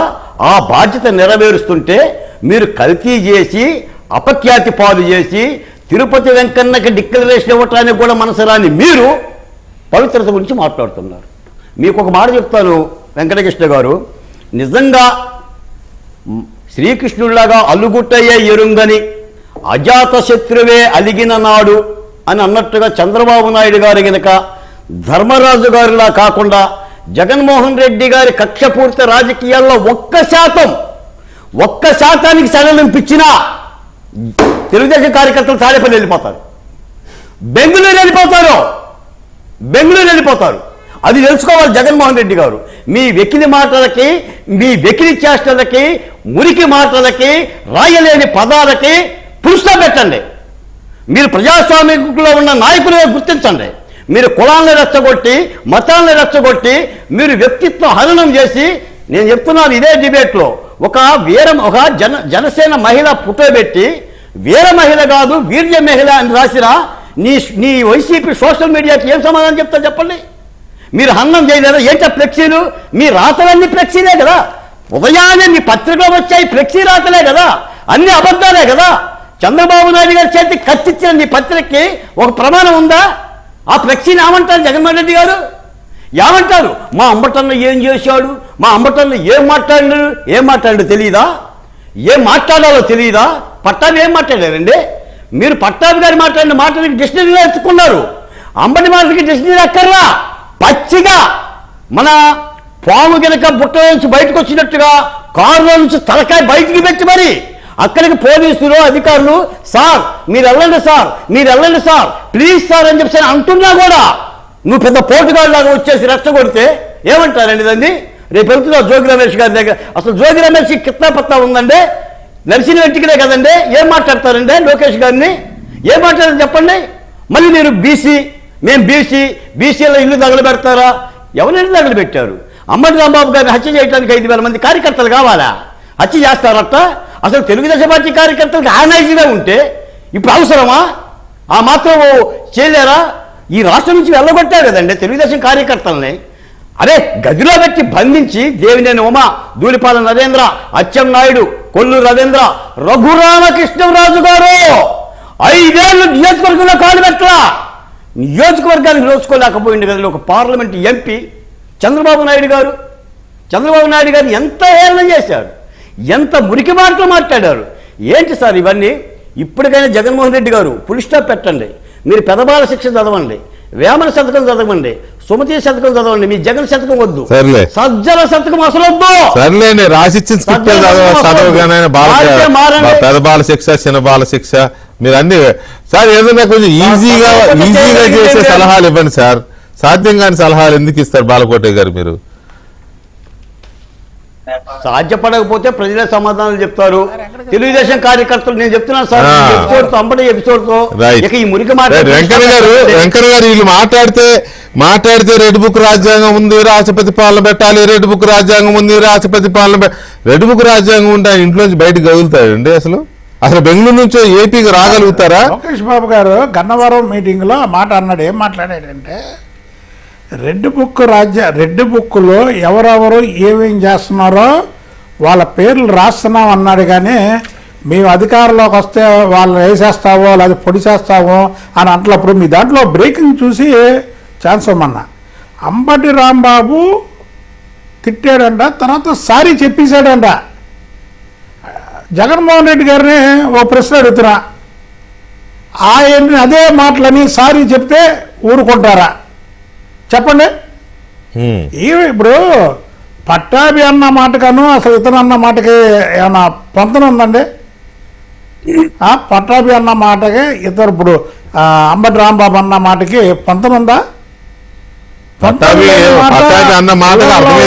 తల్లిదండ్రుల్ని తిట్టి నువ్వు అసలు చాలా చిన్న విషయంలాగా తేల్చి చెబుతున్నావు. ఒక రాష్ట్రానికి ముఖ్యమంత్రి చేసావు, ఒక రాష్ట్రానికి పార్టీ అధ్యక్షుడిగా ఉన్నావు. అసలు ఆ మాట మాట్లాడచ్చా చెప్పండి? నేనే ఆ మాట మాట్లాడను. ఇప్పుడు ఒక వ్యక్తి ఒక పెద్ద ఆయన్ని ఒక ముఖ్యమంత్రి, అసలు ముఖ్యమంత్రిని కాదండి, వెంకటకృష్ణ గారిని కానీ, బుద్ధ వెంకన్న కానీ, బాలకోటయ్య గారిని కానీ, వెంకటేశ్వరరావు కానీ వాళ్ళన్నా సరే ఆ మాటని క్షమాపణ అంటే తప్పే అయిపోయిందంటే అయిపోయిద్దా చెప్పండి? అసలు ఏమంటాడు? జగన్మోహన్ రెడ్డికి మైండ్ నుండి మాట్లాడుతున్నాడా, మైండ్ లేకుండా మాట్లాడుతున్నాడా? అంటే రేపటి నుంచి వాళ్ళని కూడా అలా మాట్లాడి ఏదో మాట్లాడేశాను, నేను బాధపడుతున్నాను, నేను చింతిస్తున్నాను, నేను క్షమాపణ కోరుతున్నాను అంటే అయిపోయిద్దా చెప్పాలండి? జగన్మోహన్ రెడ్డిని ఎల్లుండి జోగి రమేష్ ఇంటికాడికి వెళ్తున్నాడు కదా, దానికి ఆ మాట చెప్పానండి. ఏమని? రేపు ఎవరైనా నా మీద కూడా నోరు జారితే ఆవేశంలో మాట్లాడాను, నోరు జారాను, నేను చింతిస్తున్నాను, అవసరమైతే క్షమాపణ కోరుతున్నాను అని చెప్పితే పర్వాలేదు అని చెప్పానండి. ఏంటంటే అసలు ఆయన ఒక ముఖ్యమంత్రిగా చేసినటువంటి వ్యక్తి, ఒక పార్టీ అధ్యక్షుడిగా ఉన్నటువంటి వ్యక్తి ఏంటి ఆ మాటలు ఏంటి? అంత చాలా సింపుల్గా చంద్రబాబు నాయుడు గారిని అన్న మాటని చాలా సింపుల్గా మాట్లాడిన చేసావు. అసలు వెంకటకృష్ణ గారు, ఈ జగన్మోహన్ రెడ్డి చేసే పనులన్నీ ఇలాగే ఉంటాయి. ఏ రోజైతే వల్లభనేని వంశీ మేడం గారి గురించి తప్పుగా మాట్లాడాడో ఆ రోజే కానీ ప్రజల సమక్షంలో వల్లభనేని వంశీని ఒక ముఖ్యమంత్రిగా కానీ మందలించి ఉంటే ఈరోజు 11 సీట్లు వచ్చేవి కావు. మన జనం అనుకుంటున్నారు ఎన్నికలు ఎప్పుడు వచ్చి ఎన్నికల్లో తెలుగుదేశం పార్టీ గెలిచిందని. ఏ రోజైతే వల్లభనేని వంశీ అనేవాడు భువనేశ్వర గారి గురించి తప్పుగా మాట్లాడాడో ఆ రోజే అయిపోయిందండి. ప్రజలు డిసైడ్ అయిపోయారు. జగన్మోహన్ రెడ్డి చేసే పనులన్నీ ఇలాగే ఉంటాయి. కరెక్టే. అది చాలా మంది ఏమనుకుంటారంటే చంద్రబాబు నాయుడు గారిని జైల్లో పెట్టబట్టి జగన్ ఓడిపోయాడు అనుకుంటారు, కానీ అది కొంతవరకే. కానీ భువనేశ్వర్ గారిని ఎప్పుడైతే దారుణంగా అవమానించారో ఆ రోజే అయిపోయింది. కరెక్టే, యూఆర్ రైట్. డిసైడ్ అయిపోయారండి, ప్రజలు డిసైడ్ అయిపోయారు. అవును. అసలు ఇవాళ ఒకసారి అయ్యాక కూడా ఇంకా బుద్ధి రాకపోతే ఎలాగండి? మళ్ళీ ఇప్పుడు అక్కడికి వెళ్ళి చంద్రబాబు నాయుడు గారు అంత మాట అంటే క్షమాపణ కోరాడు కదా అంటే ఏంటి అసలుకి? ఇది దేనికి అర్థం ఉందా? ఇక అర్థం ఉందా? మిమ్మల్ని అంటే మీరు ఊరుకుంటారా? నన్ను అంటే నేను ఊరుకుంటానా? చెప్పండి. పోనీ ఆయనంటే ఆయన ఊరుకుంటారా? ఆ మాట చెప్పానండి. పోనీ ఆయనని క్షమాపణ కోరితే ఏదో చంద్రబాబు నాయుడు గారు అన్న మాట ఆయనని క్షమాపణ కోరితే ఊరుకుంటాడా ఆయన? చెప్పండి. ఏంటంటే అసలు ఏం మాట్లాడుతున్నాడు? ఒక ముఖ్యమంత్రిగా చేసినటువంటి వ్యక్తి చాలా తప్పు. మరి జగన్మోహన్ రెడ్డి ఇవన్నీ ఈ ప్లాన్లు తెలిసినవాడు గొడ్డలతో నరికి చంపేసిన వాళ్ళకి గుండెపోటని లేదా కోడి కత్తిని చిన్నది ఏదో గుచ్చకుండా మొత్తం కట్టి గులకరాయితో కొట్టించుకొని మరి ఆ విషయాలు తెలిసినవాడు ఈ విషయం ఎలా తెలుసుకోలేకపోతున్నాడు అనుకుంటున్నా. మీరు కూడా బయటికి తీయట్లేదుగా, ఎవరు చేశాడు ఎలా చేశారు మీరు కూడా బయటికి తీయట్లేదు. వాటిని కోడి కత్తి కథ ఏంటి, గులకరాయి కథ ఏంటి? చంద్రబాబు నాయుడు గారు శాంతి స్వరూపుడు. ఆయన ఎంతసేపు ముఖ్యమంత్రి పీఠ మీద కూర్చొని ప్రజల్ని ఎలాగ దారిలో పెట్టాలి, ప్రజలకు ఏం చెయ్యాలనే ఆలోచనే. కానీ ఇలాంటి వాళ్ళ గురించి కానీ చంద్రబాబు నాయుడు గారు పట్టించుకుంటే వెంకటేశ్వర గారు నేరస్తులు బయట ఉండకూడదండి. ఏ రూపంలో ఉన్నా సరే నేరస్తులు బయట సమాజంలో ప్రజా జీవితం అంటే సమాజంలో ఉండకూడదండి నేరస్తులు. అది కోడికత్తి కేసైనా లేకపోతే గులకరాయి కేసైనా లేకపోతే అదేది ఎర్రగొండపాలెంలోనా ఇక్కడ రాళ్ళు వేసిన కేసు అయినా నందిగాంలో రాళ్ళు వేసిన వాళ్ళైనా ఇట్లాంటి వాళ్ళు సమాజంలో ఉండకూడదండి. శాంతి స్వరూపులం మేము అని అంటే కుదరదు. ఏమండి ఇప్పుడు మీ మెంటాలిటీ నా మెంటాలిటీ అది. కాబట్టి మీరు ఒక ఛానల్లో కూర్చొని మీరు పడే ఇబ్బందులు మాకు తెలుసు. మిమ్మల్ని ఎంతమంది ఫోన్లు చేసి ఇబ్బందులు పెడతారో లేదా అయినా సరే మీరు ధైర్యంగా వెళ్తున్నారు. అలాగే మమ్మల్ని ఎంతమంది తిడతారో మేము ధైర్యంగా. చంద్రబాబు నాయుడు గారి మైండ్ అది కాదు కదా. చంద్రబాబు నాయుడు గారికి ధైర్యం తక్కువేం కాదు, ఆయనకేం ధైర్యం తక్కువేం కాదు. అయితే ఏంటంటే ఇలాంటి కక్ష సాధింపు చర్యలకు ఆయన వ్యతిరేకం. కక్ష సాధింపు చర్యలు అర్థమైంది, ఆయన వ్యతిరేకం. ఎందుకంటే మాతో ఎన్నో మీటింగుల్లో ఏమండే వెంకటకృష్ణ గారు మీనేదో ఇప్పుడు మీ లైవ్లో ఉన్న అందరు నాతో సింగల్గా 2014 నుంచి 24 వరకు కనీసం నాకు ఒక 25-30 సార్లు చెప్పుంటాడమ్మా, వెంకన్నా నువ్వు మాట్లాడు కానమ్మా ఎవరిని వ్యక్తిగతంగా మాట్లాడకు అని 25-30 సార్లు ఆయన నాకు చెప్పాడండి. మీరు నమ్ముతారా? ఆయన మనస్తత్వం అది. ఆయన మనస్తత్వం అది. ఎందుకంటే ఆయన మంచి మార్గంలో నడవమని చెప్తాడు, ఆయన ఇలా చెడు మార్గంలో నడవమని చెప్పడు. చంద్రబాబు నాయుడు గారు నిజంగా జగన్మోహన్ రెడ్డిలో 1% ఆయన బయటకు వస్తే ఈ పార్టీ ఉంటుందా? వైసీపీ పార్టీ ఉంటుందా? వైసీపీ పార్టీ అనేది ఉంటుందా? ఇవాళ నువ్వు ఆ క్యాన్వా అయితే వెళ్ళగలవా? చెప్పండి. అదే నేను అనేది కూడా అదే కాదు. అయితే ఓటండి, ఓటు వెంకటకృష్ణ గారు. కూర్చోండి వెంకటకృష్ణ గారు. ఒక్క విషయంలో మనం ఇప్పుడు ఆయన సక్సెస్, ఆయన అక్రమంగా అరెస్ట్ చేస్తే 109 దేశాలలో నిరసనలు చేశారంటే ఆయన ఒక ప్రపంచ దేశాల్లో అరుదైన నాయకుడు. ఆయన ఒక భారతదేశంలో కాదు, ప్రపంచ దేశాల్లో ఒక అరుదైన నాయకుడు చంద్రబాబు నాయుడు గారు. ఇప్పుడు ప్రజలు దాన్ని ఒప్పుకుంటున్నారు ఆయన పరిపాలనని, ఆయన విజన్ ఒప్పుకుంటున్నారు. మీలాంటి వాళ్ళు నాలాంటి వాళ్ళు కొంచెం స్పీడ్ ఉన్న వాళ్ళు మనం ఏంటంటే ఎందుకు వదిలేస్తున్నాడు అనే బాధ మనకు ఉంటుంది. కానీ మరి ప్రపంచ దేశాల్లో ఉన్న వాళ్ళందరూ కూడా ఆయన గురించి ఆలోచిస్తున్నారంటే అరే ఆయన ప్రజల గురించి ఆలోచించే మనిషి, ప్రజల గురించి పనిచేసే మనిషి అని. లేక చంద్రబాబు నాయుడు గారు చేయాలంటే ఎంతసేపు అండి? చంద్రబాబు నాయుడు గారు చేయాలంటే ఎంతసేపు? రైట్, వెంకన్న గారు ఒక్క నిమిషం అండి. వెంకన్న గారు ఒక్క నిమిషం. వెంకటేశ్వర గారు, ఇప్పుడు క్లియర్ గా ఇది డైవర్షన్ పాలిటిక్స్ అనేది అర్థమవుతుంది. ఏది ఆ లడ్డు విషయంలో సిట్టు తేల్చేసింది అది పూర్తిగా రసాయనాలతో చేశారు అనేది. ఆ కొవ్వు విషయంలో వీళ్ళకంటే కొవ్వు లేదన్నారుగా అనేది పట్టుకుని వీళ్ళు ఊగులాడుతున్నారు. సో ఈ ఎన్ని డైవర్షన్లు చేసినా ఆ లడ్డు పాపం వీళ్ళని వదిలిపెడుతుందా? అంత తేలిగ్గా వీళ్ళు బయటపడగలరా? క్వశ్చనే లేదండి, ప్రూవ్డ్ కదా, ఇట్స్ ప్రూవ్డ్. అది ఇంకా దానికి ఎట్లా ఇది అవుతారు? దాని నుంచి బయటపడే అవకాశమే లేదు. ఇక్కడ ఈ మధ్యన ఇప్పుడు నరసింహరావు గారిది విన్నాను, పాపం చేసినాడు, ఒక పూట లేట్ అయిద్దామో కానీ రెండో పూట అయినా కానీ ఆ పాప పరిహారం తప్పదు, వాళ్ళ శిక్షణ పడ తప్పదని. అలాగే ఖచ్చితంగా వీళ్ళందరూ కూడా శిక్షించబడ తప్పదు. అంత అంత అంత పాపం మనిషి అనేవాడు ఎవడు చేయకూడదు, అలాంటిది చేశారండి. ఎందుకంటే దుర్మార్గం అండి. మనం స్వీట్ షాప్ లో స్వీట్ కొనుక్కుంటే ఆ స్వీట్ షాప్ వాడు కూడా ఒకవేళ కంప్లీట్ గా నెయ్యి లేకపోయినా కొంచెం డాల్డా కలిపి ఎక్కువ నెయ్యి ఉంచుతాడు కల్తీ అంటే. కానీ వీళ్ళు ఇంత దుర్మార్గంగా అసలు మనం ప్రపంచం మొత్తం అసలు నాకు తెలిసి అమృతం అనేది మనం పురాణాలు విన్నాం ఉందా తెలియదు కానీ ఈ కరెక్ట్ మనకి ఇదే అమృతం. అలాంటి దాన్ని అంత పాపం చేసిన తర్వాత వాళ్ళు ఎట్లా పోతారండి? ఖచ్చితంగా ప్రతి ఒక్కడు అనుభవిస్తాడు, చూస్తాం, మనమే చూస్తాం, కళ్ళ ముందే జరిగింది ఖచ్చితంగా. అది ఇకపోతే మీరు ఇందా మొదలు పెట్టినట్టుగా రాష్ట్రపతి పాలన దేనికోసం అండి? దీనికి జంగిల్ రాజు అంటే ఏంటి అసలు? జంగిల్ అది ఒకటి మొదలు పెట్టాడు ఈయన, జంగిల్ రాజమని. అంటే ఈయన ఏంటంటే వెంకటకృష్ణ, ఈయన ఏంటంటే రాజధానిని జంగిల్ చేద్దాం అనుకున్నాడు ఒకటి. కరెక్టే, అడవి చేద్దాం అనుకున్నాడు దాన్ని. ఆయన కోరిక తీరలా, ఇవాళ మేము క్లియర్ చేసి రాజధాని కడుతున్నాం, అది అట్లా ఉండిపోయింది. అందుకని ఆ పదాన్ని ఒకటి వాడుతున్నాడు. ఇంకొస్తే రాష్ట్రపతి పాలన దేనికోసం అండి? ఏం మీరు తిరగలిస్తున్నామా? మీరు రాంబాబు గారిని మేము గట్టే ప్రెస్ దగ్గరికి వచ్చి ప్రెస్ మీట్లు పెట్టి చించుతానని చెప్పేసి ధైర్యంగా మాకు వార్నింగ్ ఇచ్చెళ్ళింది ప్రజాస్వామ్యం మేము చూస్తున్నామా? నువ్వా? అరే మా పవన్ కళ్యాణ్ గారు హైదరాబాద్ ఫ్లైట్ ఎక్కితే మీరు టేకాఫ్ అవనిచ్చారు దాన్ని? టేకాఫ్ ఆయన ఇబ్రహీంపట్నం దగ్గర రోడ్డు మీద పడుకుని ధర్నా చేయాల్సిన పరిస్థితి వచ్చింది కదా. రోడ్డు మార్గాలు వస్తుంటే నీ రాష్ట్రంలోకి రానిచ్చావు నువ్వు? అవును. ఇదే చంద్రబాబు నాయుడు గారు రాజధాని చూద్దామని అంటే చెప్పులేపిచ్చి ఏం మాట్లాడారు రోజున మీరు? అవును. ఇదే పవన్ కళ్యాణ్ గారిని నోవాటల్ హోటల్లో వైజాగ్ లో వెళ్తూ ఉంటే అసలు నుంచోనిచ్చావా? బలవంతాన కుక్కర్లో కూర్చోబెట్టి నోవాటల్ దగ్గర బంధించింది నువ్వు కదా. అది కదా రాష్ట్రపతి పాలన పట్టాల్సిన పరిస్థితులు అంటే. ఇదే చంద్రబాబు నాయుడు గారు ఎలక్షన్ ప్రచారంలో నందిగామలో రాళ్ళేసింది నువ్వు కదా. అసలు నీ ఎంపీ ఎవరు ఎందుకండి?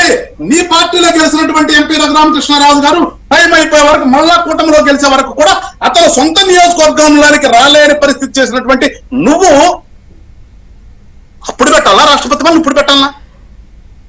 ఇప్పుడు రాష్ట్రపతి పాలన పెట్టే పరిస్థితి ఉంటే ఆయన యాత్రలా చేస్తాడు, ఇంట్లోంచి బయటకు వెళ్లే పరిస్థితి ఉంటుంది ఆ జంగల్ రాజు ఉంటే. Simple logic. తాడేపల్లి రాగడు కదా ఆయన, బెంగళూరు నుంచి రాగలుగుతారా? రాలేరు కదా. మొన్న సత్యనపల్లి టూర్ పెట్టావు, ఇద్దరం చంపావు సత్యనపల్లి టూర్కి వెళ్ళి. మామిడికాయలని చెప్పేసి పొంగనూరు పోయి అక్కడ ఇష్టానుసారంగా రోడ్లు మెచ్చేసావు. ఇవాళ గుంటూరు వచ్చి ఇష్టానుసారంగా యాగి చేశావు. మీ అంబటరాంబాబు గారు యాగి చేశాడు. మీరందరూ కూడా ప్రశాంతంగా స్వేచ్ఛగా తిరగనిస్తున్నాం. ఇది మేము ప్రజాస్వామ్యం అంటే విలువలు తెలిసిన నాయకులు కాబట్టి మా నాయకులు ప్రజాస్వామ్యం అని చెప్పేసి ఎవరిని కూడా మమ్మల్ని మాట్లాడకుండా మీకు స్వేచ్ఛ కల్పించారు. ఎందుకంటే ప్రతిపక్ష హోదా లేకపోయినా ప్రతిపక్షం అంటున్నావు కాబట్టి నీకు రక్షణ కల్పిస్తున్నాం. అందుకు రాష్ట్రపతి పాలన పెట్టాలా? అందుకు పెట్టాలా రాష్ట్రపతి పాలన అంటే ప్రజలకు అర్థం కాదా? అందుకని మేము ప్రజలకు చెప్పదలుచుకున్నామండి. ఇచ్చారు, ఖచ్చితంగా మీకు అనుగుణంగా పరిపాలన చేస్తాం. Right sir. వెంకటేశ్వర గారు థ్యాంక్ యూ వెరీ మచ్ అండి. వెంకటేశ్వర గారు అలాగే వెంకన్న గారు అండ్ బాలకోటే గారు థ్యాంక్ యూ వెరీ మచ్ అండి చర్చలో పాల్గొన్నందుకు. ఇది ఇవాళ డిబేట్. మళ్ళీ